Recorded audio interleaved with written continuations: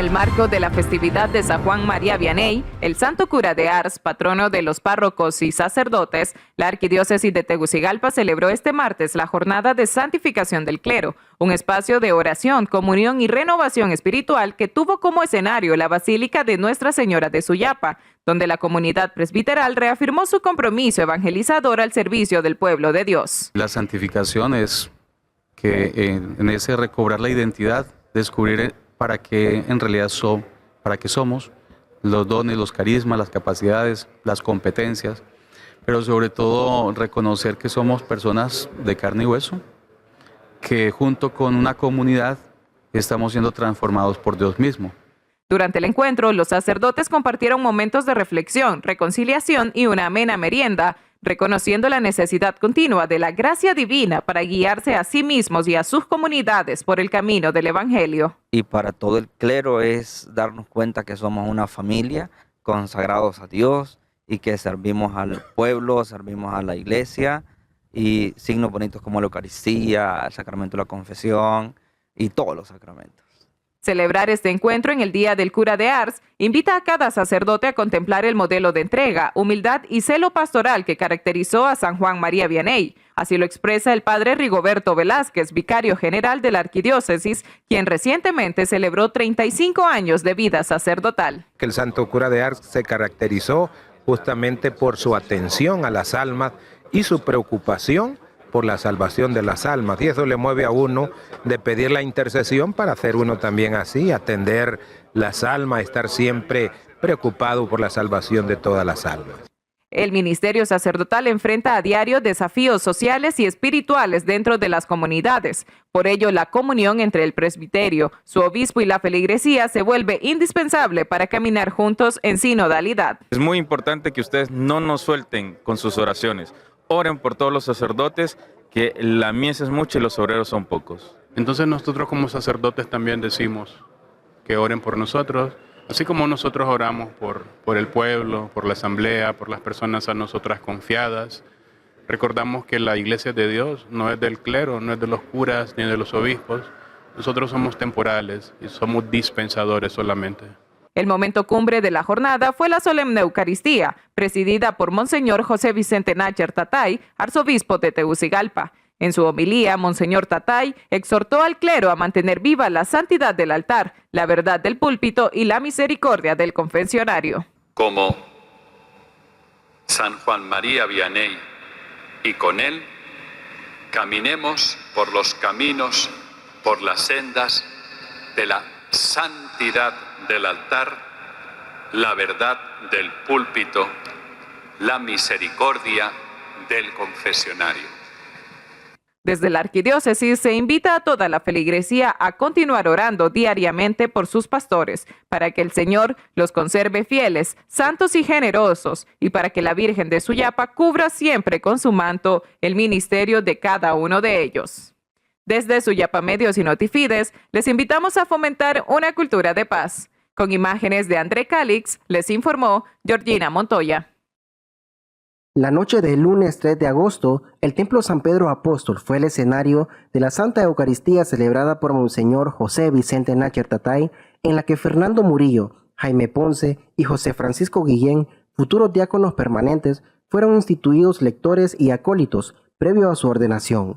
Monseñor Nácher invitó a estos hermanos a no tener miedo y que la palabra de Dios sea su luz en las oscuridades y la participación diaria en la mesa del altar sea su fortaleza. De igual manera, recordó al pueblo la magnitud de este signo. Unas palabras sobre el significado del lectorado y acolitado en vistas al diaconado permanente. Conviene recordar el motu propio del Papa Francisco 2021, Spiritus Domini. Ya no se les llama o no son órdenes menores, sino ministerios laicales instituidos. El lector, cuya función es proclamar la palabra y preparar a otros lectores, sirve a Cristo Maestro. El acólito, cuya función es el apoyo en el altar al diácono o al presbítero, puede también distribuir la comunión e incluso exponer el Santísimo. sirve a Cristo sacerdote. De cara al diaconado permanente, ambos ministerios son muy pedagógicos como camino formativo, tanto para ustedes como para quienes los acompañan. La celebración congregó a presbíteros, fieles, familiares y amistades, quienes compartieron la alegría de acompañar a estos servidores del Evangelio. Por primera vez tenemos esta linda experiencia que la comunidad está compartiendo con alegría y gozo con estas tres familias, porque realmente el Señor así lo ha decidido. Alegres con nuestro nuevo párroco también. La familia de estos futuros diáconos permanentes expresan su alegría de acompañar este proceso, que se convierte en una motivación mayor para misionar como familia más unida y compacta a Dios. Pues es algo muy grande, para mí, nueva misión, ¿verdad? Junto a él. Y pues estamos estoy dispuesta a apoyarlo, ¿verdad? En todo. Y estoy feliz. Realmente sentimos el orgullo de poder estar presente hoy aquí y de las demás familias también que le acompañan, porque este es un trabajo comunitario, es un sacrificio personal, un sacrificio de familia, pero no un sacrificio del malo, sino que del bueno, porque es una bendición que Dios nos ha regalado y nos va a dar para toda la vida. Pues para nosotros es una bendición como familia y una gracia recibida del Señor que lo pueda llamar a este servicio. Y nosotros pues con el caminar que él ha tenido en la iglesia y en el servicio pues siempre lo hemos acompañado y el reto es seguir acompañando, seguir orando por él para que pueda ser fiel al llamado y servir en el altar como hoy ha iniciado. Estos nuevos hermanos que han dispuesto su vida al servicio comparten su emoción de dar este importante paso, aunque sientan que no son dignos, con valentía han dicho que sí al llamado. Me siento muy contento, emocionado y prácticamente yo digo hasta un poco indigno, pero el Señor sabe a quién llama y por qué llama. Entonces yo solamente he sido dócil a su llamado. Es casi como el inicio de lo que viene, ¿verdad? Porque la verdad que el punto central de a lo que vamos la próxima semana es al servicio, servir como Cristo. Cristo es nuestro centro. A ir dando la fuerza necesaria, en realidad la parte humana pues se siente alegre, aunque a veces no entendamos en realidad qué es lo que el Señor quiere, pero todo lo que el Señor quiere es algo bueno, todo lo que Él toca es para algo bueno, y si en esta ocasión nos llamó por nuestro nombre, nos ocupa para algo bueno. Este paso importante que el Señor ha permitido a estos hombres valientes que han correspondido a su llamado se completará el próximo lunes 10 de agosto con la ordenación como diáconos permanentes. Desde Suyapa Medios y Notifides le invitamos a fomentar una cultura de paz. Con imágenes de Roberto Lagos les informó Noé Galvez. En la audiencia general de hoy, el Papa León XIV retomó sus reflexiones sobre la Constitución Sacrosanctum Concilium, centrando su mensaje en la dimensión eclesial de la oración litúrgica. Su catequesis ha sido una llamada a recuperar la fuerza de la oración litúrgica como camino de encuentro con Dios y fuente de renovación espiritual para toda la Iglesia. El Santo Padre destacó que la oración es una dimensión esencial de la vida humana y que necesita ser redescubierta desde la verdad de Dios. Recordó las palabras del Papa San Pablo VI, quien afirmó que Dios debe ocupar el primer lugar, que la oración es nuestra primera obligación y que la liturgia es la primera fuente de la vida divina que recibimos. León XIV, hablando de su predecesor, subrayó la importancia de la liturgia de las horas. El pontífice de feliz memoria deseaba que la liturgia de las horas, que es inseparable de la Eucaristía, penetrara y orientara profundamente toda la oración cristiana, alimentando así la vida espiritual de todo el pueblo de Dios. A este respecto, podemos afirmar que la Eucaristía y la liturgia de las horas son el aliento de la vida de la Iglesia, que hace circular al Espíritu Santo por todo su cuerpo. Y en su saludo a los peregrinos de lengua española, el Papa invitó a redescubrir estos grandes tesoros de la tradición cristiana y a vivirlos con amor. para que cada día ayuden a santificar nuestras vidas.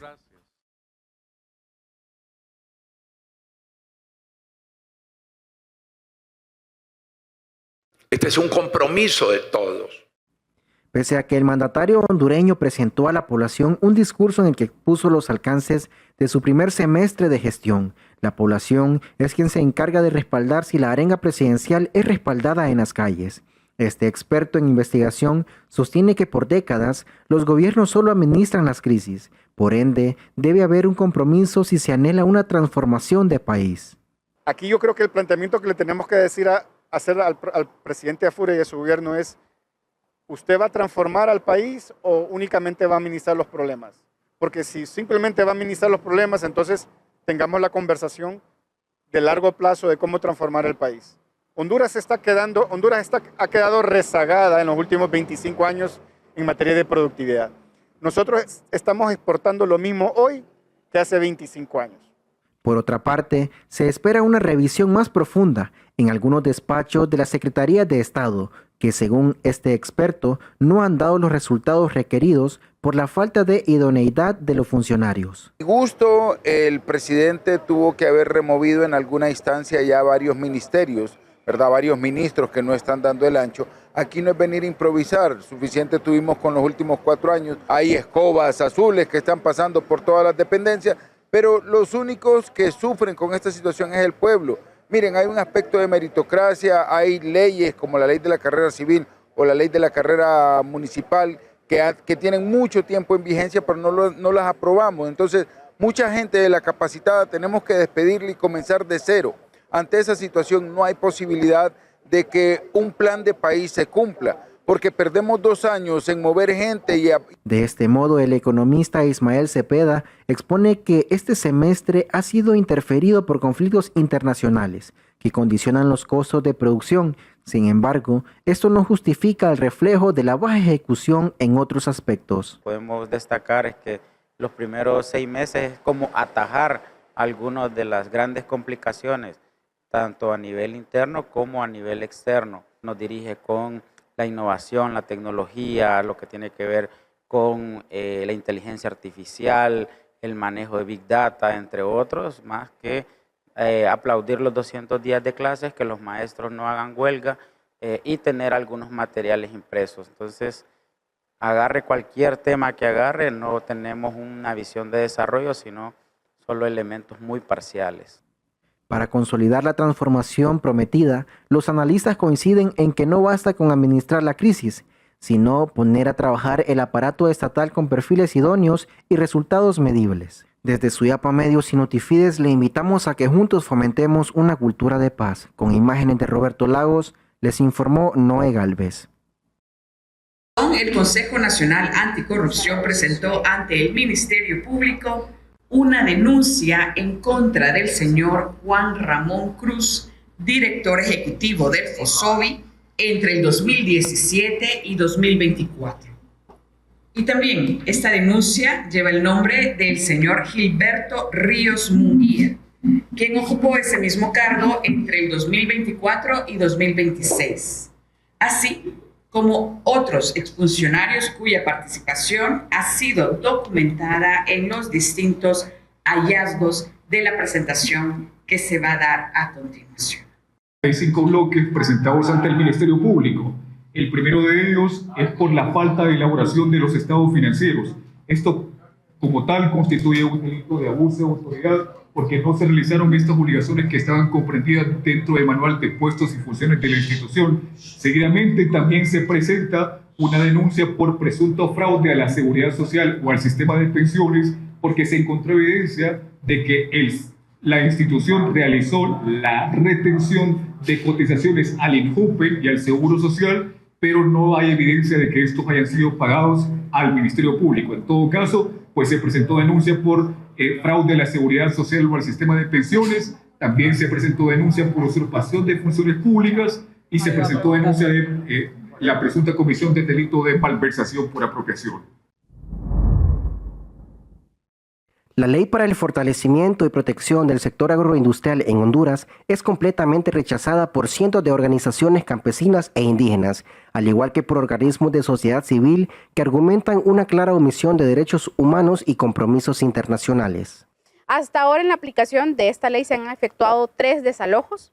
La mayoría de las tierras garífunas a las cuales se le está aplicando la ley de fortalecimiento al agro están en disputa, pero además tienen una sentencia internacional por parte de la Corte Interamericana. Y la Corte dice que el Estado más bien debe prevalecer el derecho de pertenencia y de ocupación de las comunidades garífunas. Y este decreto contraviene y es contraproducente porque claramente da prioridad al sector agroindustrial en vez más bien de apresurar o agilizar el cumplimiento de las sentencias internacionales. Varios grupos campesinos han presentado recursos de inconstitucionalidad ante la Corte Suprema de Justicia, argumentando que vulnera los artículos 60, 344 y 345 de la Carta Magna de Honduras, los cuales consagran el proceso integral de la reforma agraria y la obligación del Estado de eliminar el latifundio. Porque la Constitución de la República dice que todos somos iguales ante la ley, entonces no hay clase privilegiada. ¿Y por qué hay un decreto que manda a fortalecer y a proteger las tierras de la agroindustria y no a proteger las tierras de los grupos campesinos, de las etnias, de los garífunas? Yo creo que es totalmente inconstitucional, pero lamentablemente varias organizaciones hemos presentado en la Corte Suprema de Justicia, hemos presentado recursos de inconstitucionalidad, pero lamentablemente en la Corte Suprema de Justicia duermen. Los recursos de inconstitucionalidad pasan años. El CESPAT acusa que esta normativa contraviene el convenio 169 de la OIT sobre la consulta previa e informada. Que nos preocupa que parece que solamente la empresa privada existe en este país. Y en esa dinámica solamente se consulta al COEP por este tipo de normativas y solamente el sector privado para aprobar este tipo de proyectos normativos. Y lo complejo aquí es que los afectados están siendo otros actores, otros sectores que no están siendo consultados. El colectivo Flor de Loto, organizado por el Centro de Prevención, Tratamiento y Rehabilitación de las Víctimas de la Tortura y sus familiares, llama al legislativo a ser conscientes del daño que esta ley causa a las familias indígenas y afro-hondureñas. Las diputadas y los diputados sensibles que están ahí ayuden, ¿verdad? Que realmente representen el pueblo con los derechos que tiene el pueblo garífuna, los campesinos, las campesinas, que son los que sostienen la vida, que son los que siembran, que si no hay siembra, si no tenemos producto, no tenemos cosecha, no tenemos comida. Entonces, por lo tanto, es importante que se cumplan los derechos humanos para los garífunas, campesinas y campesinos. El Papa Francisco recordaba que para garantizar la paz hay que garantizar la justicia. Y para garantizar la justicia hay que respetar el derecho de todos. Desde Suyapa Medios y Notifides le invitamos a que juntos fomentemos una cultura de paz. Con imágenes de Roberto Lagos y André Cálix, les informó Noé Galvez. Los Laureles los tenemos en 39% y la Concepción lo tenemos en 32% de su capacidad, lo que nos ha obligado a realizar otras estrategias para la obtención del vital líquido. En este momento que se está haciendo la perforación de los pozos, estamos hablando de más de 40 pozos en una primera fase, habilitándolos de tal manera pues, que puedan suplir esta necesidad de forma inmediata. Bueno, viene la concientización del ciudadano de no desperdiciar el agua, de no lavar carros, de no regar con mangueras, de no llenar piscinas, que todas unas estrategias. Las exportaciones de café siguen sólidas, superando las metas iniciales por la mayor producción del grano. Según los datos de los exportadores, las ventas de café al cierre de julio suman 5.52 millones de sacos, equivalente a 7.27 millones de quintales. De este total, se han exportado 5.43 millones de sacos, equivalente a 7.08 millones de quintales, con un valor de 2.224 millones de dólares. La proyección de exportación de café, elaborada por la Asociación de Exportadores de Café de Honduras, de 5.2 millones de sacos, fue superada desde junio, cuando llegaba a 5.28 millones. El cierre preliminar de julio reporta 472,000 sacos exportados, lo que representa un aumento del 3% interanual, con un valor de 165.6 millones de dólares. Para Notifides, en el segmento Agenda Financiera, les informó Georgina Montoya. Solamente en los primeros 180 días logramos disminuir en un 6.8% la incidencia de homicidios. No obstante, todavía el desafío es fuerte. ¿Eso qué representa? Representa que si mantenemos esta tendencia de reducción entre 6 a 8%, vamos a obtener al menos 2 puntos menos en la tasa de homicidios que dejó el gobierno anterior. La tasa de homicidios actual es de 26.2 muertos por cada 100.000 habitantes. Y eso lo pueden ustedes confirmar con el Observatorio de la Violencia. La meta de nosotros para este año es reducir al menos 2 puntos, que representa más de 200 casos menos de muertes de personas en el país. Donde lastimosamente se quemaron en su totalidad 6 viviendas. Esto debido al material, construcción de madera, lámina de zinc, como también el artesón. Cabe mencionar que también salieron 3 personas lesionadas, las cuales fueron atendidas, se le dieron atención prehospitalaria y al mismo tiempo apoyo psicosocial y llevadas a un centro asistencial. Las personas son Geraldina Salinas, de 57 años, Arnolfo Pérez Rodríguez, de 84 años, y Salvador Rodríguez, de 72 años. Y una cuarta persona, la cual tenía una posible contusión, de José Amador Fiallo, de 21 años. Todos ellos fueron atendidos por nuestro personal. Cabe mencionar que hasta altas horas en horas de la mañana también se terminó de sofocar y darle la liquidación total de este fuego. Las autoridades de Guatemala declararon este martes alerta roja de máxima peligrosidad en las zonas afectadas por la erupción del volcán de fuego, a 35 kilómetros de la capital del país. Cuba logró reconectar este martes su sistema eléctrico nacional, 36 horas después de que un apagón generalizado dejara a toda la isla a oscuras la noche del domingo, en medio de una profunda crisis energética y del bloqueo petrolero impuesto por Estados Unidos. El secretario de Estado, Marco Rubio, declaró que esperaba que la transición política en Venezuela se produzca en cuestión de meses y no años, antes de una primera ronda de negociaciones entre el gobierno y opositores. El mandatario saliente de Colombia, Gustavo Petro, aseguró que tiene pruebas de un fraude en las elecciones presidenciales que perdió su candidato y dijo que la llegada al poder del derechista Abelardo de la Espriella puede desencadenar una guerra civil. Los países de la Unión Europea se reunieron para extraer las lecciones tras la oleada migratoria de Ceuta y las fuertes tensiones diplomáticas que suscitó la crisis. Este fue un resumen completo de las noticias internacionales. Para Notifides les informó Georgina Montoya. Frente a las costas de Quintana Roo, ante la extensa presencia de sargazo que afecta a las playas del Caribe, la Marina Mexicana ha desplegado un amplio operativo, ha instalado barreras de contención, embarcaciones recolectoras y drones para frenar el avance de estas algas. El presidente estadounidense Donald Trump dijo este lunes que las grandes compañías petroleras están ganando demasiado dinero a causa de la escasez de crudo causado por la guerra en Irán. La ex primera dama de Brasil, Michelle Bolsonaro, fue presentada como aspirante al Senado, luego de que varias semanas de especulaciones sobre su candidatura por diferencias con su hijastro y candidato presidencial, Flavio Bolsonaro. Los incendios que arrasan desde hace 4 días la región de Atenas sigue suponiendo una amenaza este lunes, pese a la disminución de las ráfagas de viento y la intervención de una decena de aviones cisterna.